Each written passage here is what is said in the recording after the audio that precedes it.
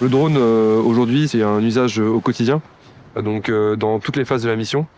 Ça peut être la préparation, l'installation, la phase, on va dire, principale de la mission, les faits majeurs qu'on veut obtenir, et même pendant nos déplacements. Donc vraiment, ça nous accompagne tous les jours. On a un panorama assez complet de drones de différentes tailles. Ça va du drone FPV qui est en plein développement, donc qui lui son utilité est vraiment on va dire autour du kilomètre de notre position. Ensuite on a du micro-drone, drone du combattant, une allonge de 4 km à peu près.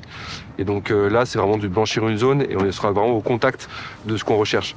Ensuite on a ce que vous voyez ici, le DT-46, qui lui a une portée d'environ 100 km, qui nous permet d'aller vraiment derrière les ennemis, d'observer et de rechercher les zones vitales adverses. Les besoins des forces sont immenses. Et la guerre en Ukraine a forcé les armées occidentales à revoir l'économie du combat. La supériorité militaire repose désormais sur un équilibre. D'un côté, des systèmes complexes et coûteux. De l'autre, des équipements simples et produits en grand nombre pour faire face à l'attrition du champ de bataille. Le cœur aujourd'hui, c'est le combat de haute intensité. On a besoin de moyens qui sont nécessairement des moyens de haute technologie, parce que pour réaliser notre mission de renseignement, on a besoin de capteurs, de charges utiles qui ont un coût important.